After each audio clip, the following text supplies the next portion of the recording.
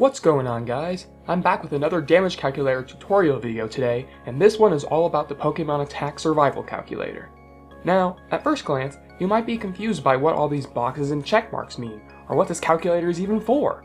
Specifically, this calculator is all about finding the best defensive EV spreads for your Pokémon by using the minimum amount of EVs to accomplish your goal, or by finding the best EV spread for a Pokémon given the amount of EVs you have left over after you've reached your benchmarks in offense and speed. It's important to pay close attention to what you put into the calculator because it can affect the results of what the calculator puts out. However, in saying that, if you set things up right, this program is guaranteed to give you the most efficient EV spread for the goals you're trying to achieve. Like always, to use the Pokémon Attack Survival Calculator, we need to know where it is. The quickest way to find it is to go to survivalcalc.appspot.com.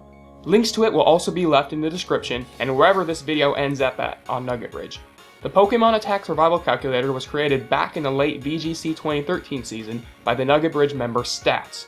It was updated for Generation 6 early in the VGC 2014 season, and since then, it has had a few minor updates for bug fixes and a bit of user friendliness. Because of the long name, you'll often hear me refer to this program as Survival Calc or Stats' Calculator. One of the biggest parts of knowing how to use Survival Calc is knowing when you need to use it. Let's look at a pattern that's present in damage calculation, called HP to defense ratios. You might already know about these, but just never heard them called by name before. For example, let's take a look at a few EV spreads for an Entei. On this particular team, our Entei is being used primarily as an offensive fire type that can provide physical fire type coverage to the team, but I want Entei to have a bit of bulk as well. Particularly, surviving Scarf Landorus T's Earthquake and bulky Rotom Wash's Hydro Pump are both defensive benchmarks I want secured in my favor. To save time, I've already run the calculations beforehand and have them posted here on my Google Doc. Now, as you can see here, I have 3 EV spreads. The first one just has HP investment, but the second and third ones have a few EVs taken out of HP and invested into defense and special defense. Comparing the first spread to the second spread, you'll notice that I use the same amount of total EVs, 132. However, Entei takes about 1% less damage on both sides. Entei takes about the same amount of damage from Earthquake and Hydro Pump in the first and third EV spreads, but the third EV spread only uses 116 EVs, 16 less than the first and second spreads. So, as you can see, the second and third spreads are definitely better than the first one, depending on what you're looking for. If you're trying to EV your Pokemon for generic bulk when you happen to have some EVs left over, the second spread is better. In our case, however, we just wanted to survive Earthquake and Hydro Pump with the bare minimum amount of EVs. Those extra 16 EVs can now be used in attacker speed. So why is this the case? Well, let's take a look at Entei's base stats. See how Entei's base HP is a much bigger number than its base defense or special defense? That means that investing EVs in defense or special defense makes a bigger difference than if we invested in HP first. An extreme example of this would be a Pokemon like Blissey. If we bring up the damage that a Jolly Mega Kangaskhan's Double Edge would do to a 252 HP Blissey, you'll see that it one-hit KOs Blissey by quite a large margin, 165 to 194%. However, if we switch those 252 EVs into defense, there's a massive difference. Blissey actually has a good chance to survive Double Edge now. That's almost 90% less damage that Blissey takes, which is crazy. The same concept also holds true if the base defense or special defense stats are really high, but the base HP is really low. Let's look at how Shuckle matches up to Life Orb Bisharp's Iron Head.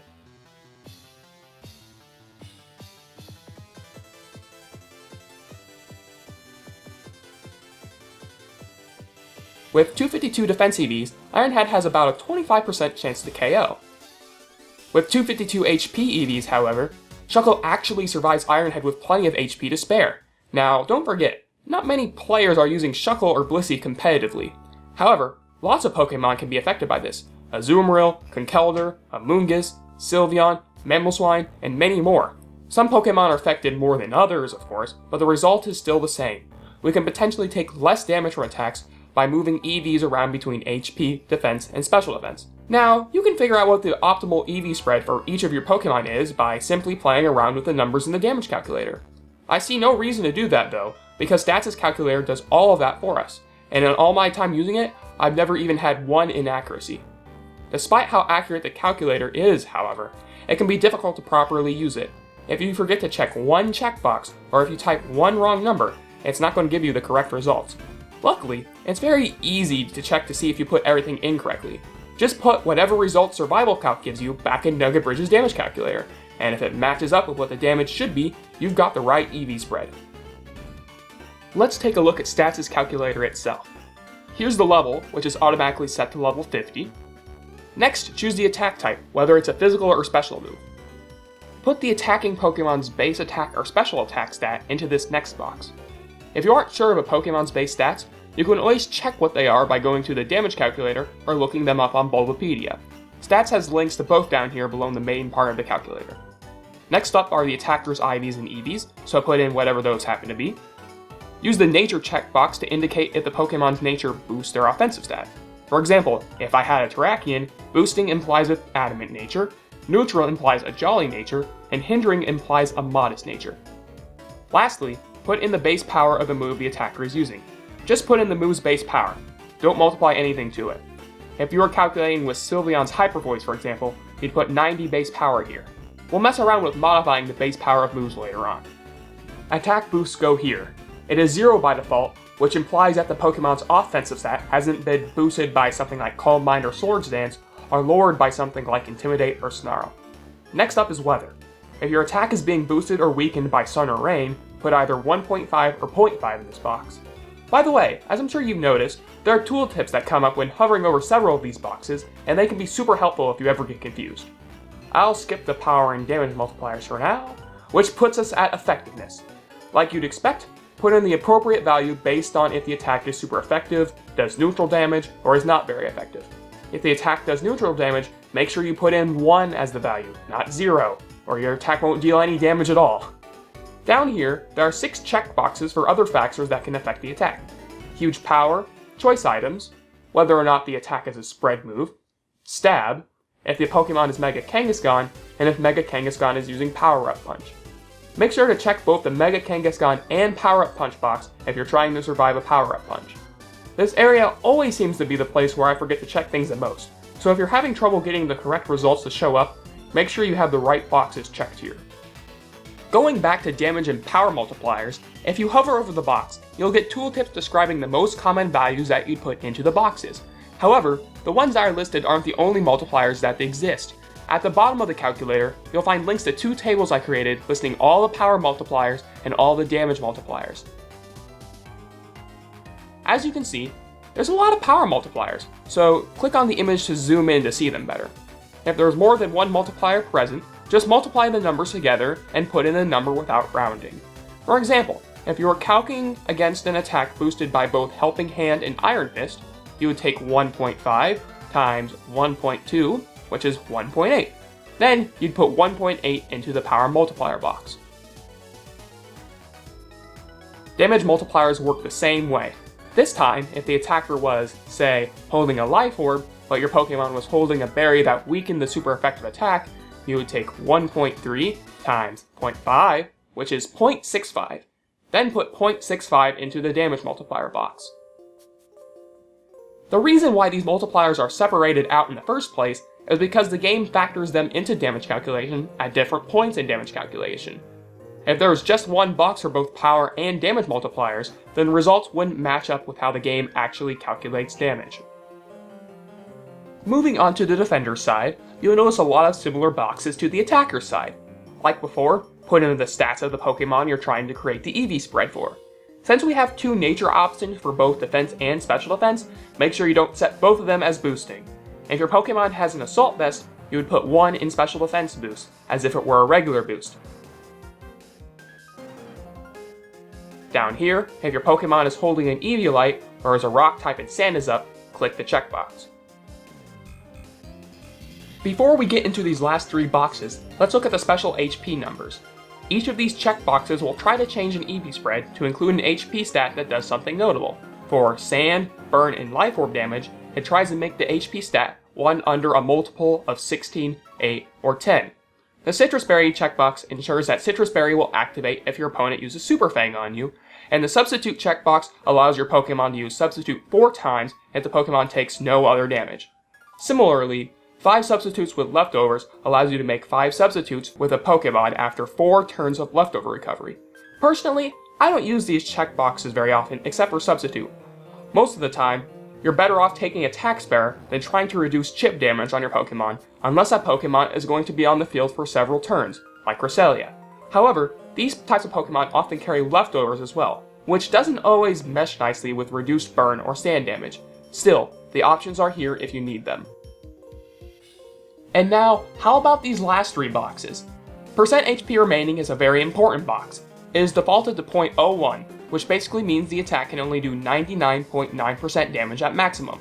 That works great for most calculations, but let's say you want an attack to do less than 50%, or always want to survive an attack after a substitute, or always want to survive an attack plus some extra chip damage. By changing the number in the percent HP remaining box, you can do all three of those things. I'll cover examples of these in a bit. The percent of the time box allows you to find the optimal EV spread for surviving an attack, but not surviving it 100% of the time. For example, many players are comfortable with surviving attacks 15/16ths of the time, because the chances of hitting that one damage roll are pretty slim. You have to actually divide out the fraction though. Make sure you type in 93.75, not 15/16, or 0.9375, because the calculator won't understand what you're trying to do. If you're calculating an attack against Mega Kangaskhan, you can get even more specific with your percentages, because there are 256 possible damage rolls between both hits of Parental Bond. When EVing a Pokemon against Mega Kangaskhan, I almost always set the percent of the time to 99.609375%, which is 255 out of 256 times. Lastly, available EVs are the EVs you actually have open on your Pokemon for bulk. To figure out how many EVs you have left over at a glance, take 508 minus whatever is in the EV column on Nugget Bridge's damage calculator. Available EVs is really only important for the best EVs button, so if you're just going to be using the minimum EVs button, you can keep this at 508. Alrighty then, that's all the boxes we need to cover for now. Let's actually make an EV spread for a Pokemon. To start off, I think we'll go with Choice Scarf Landorus T. Like with Entei, I've done the calculations already, so we can just look at this Google Doc instead of creating goals and accomplishing them like we would normally do. I want this Landorus to have a bit of bulk, so I knew I'd have to free up some EVs from attack and speed. Specifically, I cut back enough on attack to always one-hit KO 4 HP Hydreigon and Terrakion with Superpower, and I cut back enough speed to just outspeed Max Speed Mega Gengar, Aerodactyl, and Adamant Choice Scarf Mamoswine.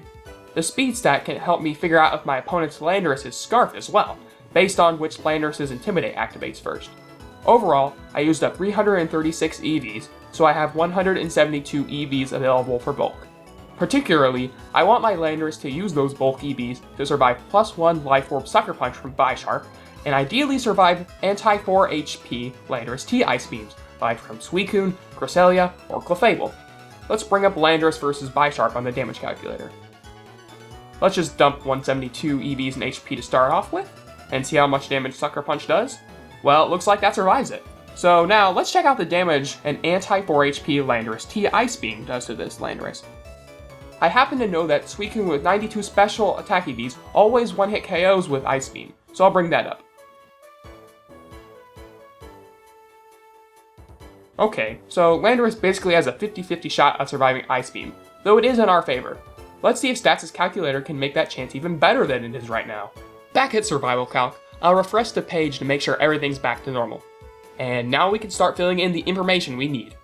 So we're calcing +1 Bisharp's Life Orb Sucker Punch against Landorus T. So attack is physical, base attack is 125, IVs and EVs are good. Bisharp's adamant, so the nature is boosting. Base power is 80. Attack boost is 1. Let's see, is Life Orb a damage or power multiplier? Hovering over both of them, it looks like it's a damage multiplier. Sucker Punch is neutral damage against Landorus, so effectiveness is 1. And Bisharp gets stabbed from Sucker Punch, and that's already clicked. Up here, Landorus's base HP is 89. Base defense is 90. And base special defense is 80. It has an adamant nature too, so both of these are going to be neutral. This is our regular survive the attack scenario, so I don't need to mess with percent HP remaining, and I want Landorus to survive Sucker Punch 100% of the time, so I won't change that. The last box is available EVs. like we figured out before, we have 172 EVs available, so I'll put that in there now.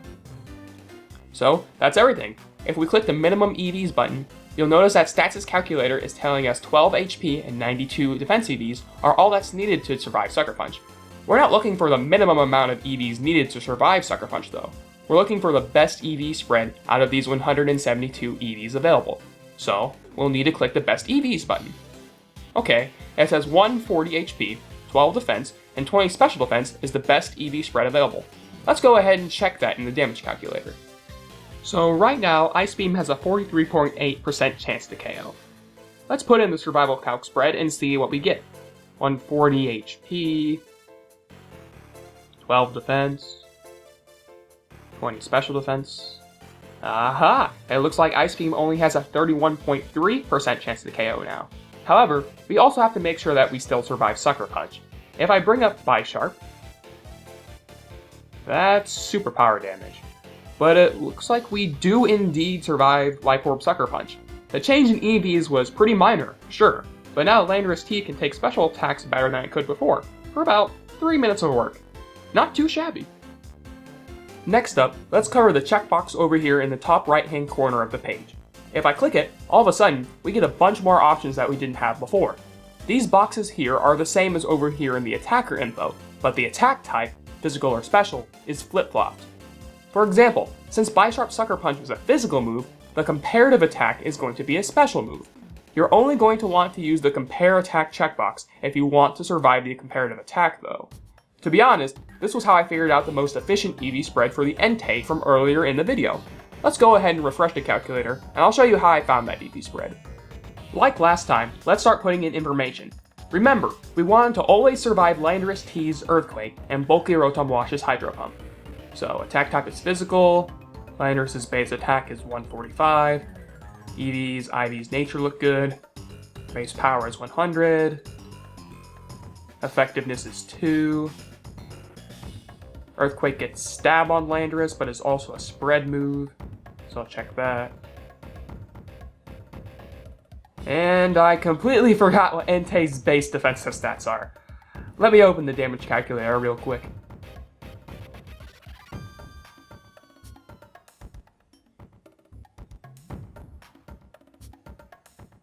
Looks like it's 1, 15, 85, and 75. So back over here, 115, 85, and 75.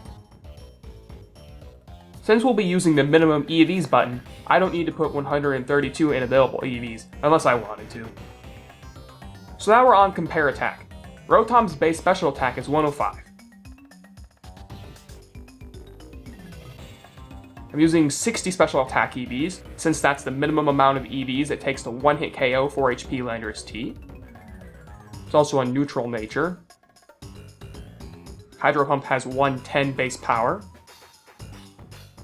It's super effective on Entei. And has stab. Means all we have left to do is click Survive Comparative Attack, click Minimum EVs, and there's our spread from before. 84 HP, 12 defense, and 20 special defense survives both of those attacks 100% of the time using the minimum number of EVs. Normally, this would be the point where I would double check the results against the regular damage calculator to make sure I put everything in right, but since we already had this EV spread from before, I know that everything was put in correctly. Before I start getting into examples with percent of HP remaining, I want to cover this minimizing HP checkbox that's right by the minimum EVs and best EVs buttons. Generally, I tend to stay away from it, because its usefulness was mostly present in the VGC 2013 season. Basically, it reduces the amount of HP your Pokemon has, so your Pokemon can recover a higher percentage of HP from moves like Drain Punch, Giga Drain, or Leech Seed. For Pokemon that didn't use these moves, however, it meant your opponent's HP stealing moves recovered less health for themselves. It was a minor advantage, but it was occasionally practical, especially on Pokemon like Amoonguss and Conkeldurr. In VGC 2015 though, Talonflame, Double-Edged Mega Kangaskhan, and Double-Edged Mega Salamence are all common Pokemon that take recoil damage from their attacks. Because of this, you'd actually want to have more HP, so your opponent takes more recoil damage from their attacks. Additionally, a Pokemon that uses recoil moves would want to have more HP as well, because it means they would take a lower percentage of damage from the recoil moves like Brave Bird and Double Edge. Most of the time, it's almost always better to just EV your Pokemon for the most optimal spread, rather than try to cheese Mega Kangaskhan or Talonflame out of a couple extra hit points. However, it is important to at least consider the option. For example, Conkeldurr benefits a lot if it can recover a bunch of HP back with Drain Punch to increase its longevity. Generally, if you have two EV spreads that take the same amount of damage from both physical and special attacks and are using the same total amount of EVs, you'd follow this flowchart. First, if the Pokemon is using an attack that deals recoil damage to the user, like Brave Bird or Double Edge, use the EV spread with more HP EVs. This allows your Pokemon to take a lower percentage of damage from recoil. Second, if the Pokemon is using an attack that heals the user, like Giga Drain, Drain Punch, or Leech Seed, use the EV spread with less HP EVs. This allows your Pokemon to recover a greater percentage of health from HP stealing moves. Last, if the Pokemon does not have attacks that deal recoil damage or heal the user, use the EV spread with more HP EVs. This makes opposing Pokemon with recoil-inducing moves deal more damage to themselves with recoil moves. After all, it's much more common for a Pokemon to be hit with a Double Edge or Brave Bird than be hit with Drain Punch or Giga Drain. You're probably not going to use this information very often, but it is handy info to have when you need to choose between two seemingly identical EV spreads. But enough about optimal HP numbers, let's start to look at the percent HP remaining box back on Stats' calculator. Now, let's say I wanted to always survive an attack after my Pokemon set up a substitute and it broke. Off the top of my head, Breloom's Mach Punch against Terrakion and Bisharp's Sucker Punch against Mega Metagross are both damage rolls within reasonable EV range, but since Bisharp's already had its turn with Landorus T, let's go with Breloom and Terrakion. Besides, I'm a big fan of Baz Anderson's bulky Terrakion EV spread, and while he hasn't announced the EV spread publicly, it's definitely my favorite bulky substitute Terrakion spread out there right now. Anyway, let's go ahead and bring up Breloom and Terrakion in the damage calculator for reference.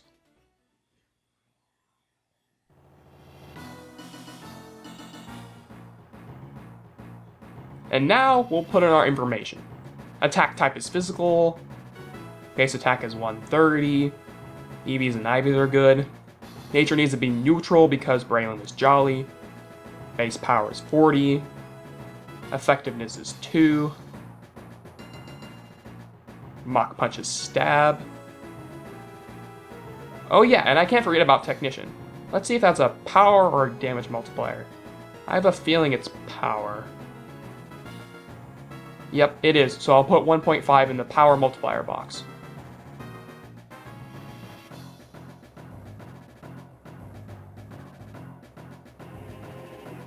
Over here, I know that Terrakion has base 91 HP, 90 defense, and 90 special defense. Now for percent HP remaining. Since we always want to survive a Mach Punch after a substitute, that means we want Mach Punch to deal less than 75% damage. So, what's the smallest number less than 75? We really only need to go to 3 decimal places, so 74.999 works perfectly. 100 minus 74.999 is 25.001, which is the number we'll put into the percent HP remaining box.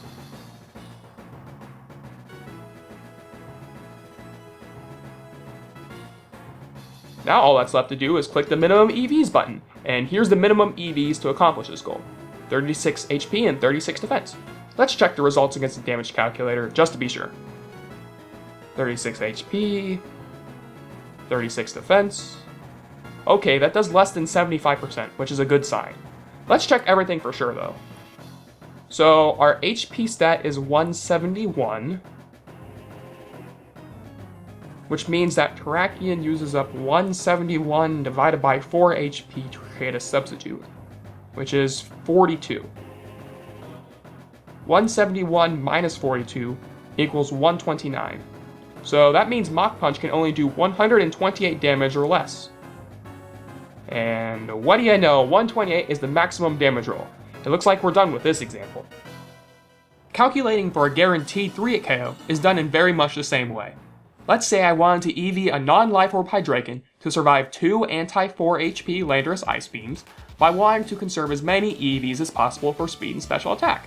Like before, I'll pull up Hydreigon and I guess Suicune for the anti-Ice Beam. Clefable and Cresselia are two other common defensive Pokemon that can use the Anti-Ice Beam, though they tend to settle for 15/16 of the time, rather than 100% of the time. Back at Survival Calc, I'll refresh and begin to put in the information. The attack is special. Suicune's base special attack is 90. 92 special attack EVs. Neutral nature. 90 base power. Ice Beam is 2 times effective. It is not stab on Suicune. And Hydreigon has base 92 HP, base 90 defense, and base 90 special defense. Now, similarly to how we found Substitute, we want Ice Beam to do under 50% damage, which means we want it to do 49.999% damage at a maximum. 100 minus 49.999 equals 50.001. So that's what we'll put into the percent HP remaining box.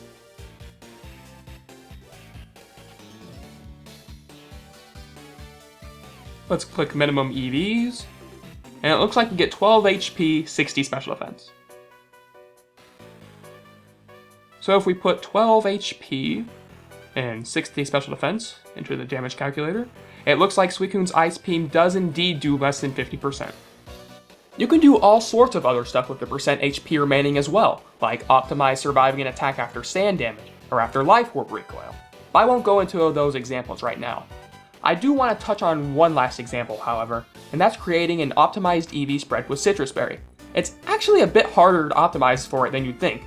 Because a Citrus Berry doesn't always recover exactly 25% of a Pokemon's HP, we can't simply take 125 and divide it by 2 to optimize for 2 of those hits. Or, well, we could, but then Survival Calc will only provide optimal EV spreads if the HP stats ends up being evenly divisible by 4, and that's not always going to be optimal. After a bit of math and a little luck, Stats and I managed to figure out the proper formula to account for Citrus Berry as accurately as possible. The formula looks really ugly though, so Stats was kind enough to create another program to help us out, called the Citrus Finder. You can find it by going to citrus.appspot.com, and again, a link to it will be left in the description. Let's say I wanted to find the minimum EVs it takes for Thundurus to always survive 2 rock slides from Scarf Landorus T after Thundurus eats its Citrus Berry. Here in this X-Hit KO box, we'll put 3, because we want Thundurus to survive 2 rock slides or be a 3-hit KO. Next, in this box, you're going to want to put in your Pokemon's lowest HP stat that is a multiple of 4n-1. Now, that probably sounds confusing, so let me show you what I'm talking about. If we go to Thundurus, you'll notice that with no HP Vs invested, it reaches a 154 HP stat. We're looking for the lowest HP stat that is 4n-1. In other words, we're looking for an HP stat that is 1 less than a multiple of 4. So, our first step is to find the multiple of 4. If we take 154 divided by 4, that gives us 38.5. We don't want a decimal here, so let's try a different number.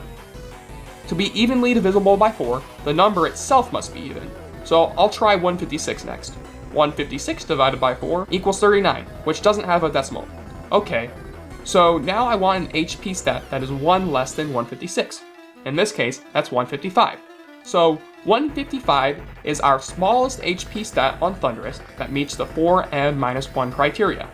Now all we have to do is click calculate, and we get 37.743. This is the number we're going to put into the percent HP remaining box. I'll refresh Survival Calc real quick. And now we can set up Survival Calc like we normally do. This is Landorus T's Rock Slide against Thundurus. So, attack type is physical, base attack is 145, EVs and IVs are fine, nature is fine, base power is 75, effectiveness is 2,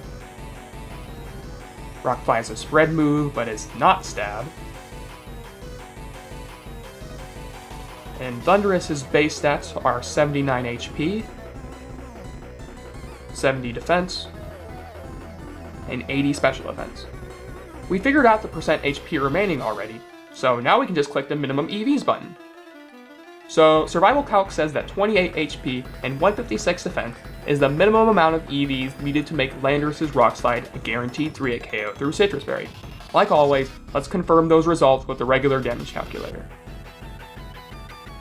Landorus T, Common Showdown, 28 HP, and 156 defense. Now, the maximum amount of damage Rock Slide can do here is 98, and Thundurus has a 158 HP stat. So, 158 divided by 4 is 39.5, so Thundurus recovers 39 HP from Citrus Berry, and 39 plus 158 equals 197. So, if I take 98 times 2, that has to be less than 197. And that's 196, which is exactly one less than 197. That means Landorus's Rock Slide is indeed a guaranteed 3-hit KO here. Like with the Nugget Bridge damage calculator, if you are using Survival Calc and discover a bug, you can report the issue to Stats. PMing Stats on Nugget Bridge is the fastest way to get a hold of them, and you can find a link to his profile page below the main calculator here. Now, because the calculator isn't very user-friendly, there's always a chance that you forgot to click a checkbox or fill in a box correctly somewhere, so make sure your problem is actually a bug before reporting it. As for feature requests, well, I don't want to say to not suggest anything, but the biggest priority for Survival Calc right now is incorporating a drop-down menu for Pokemon and moves, so you don't have to type in information for them manually.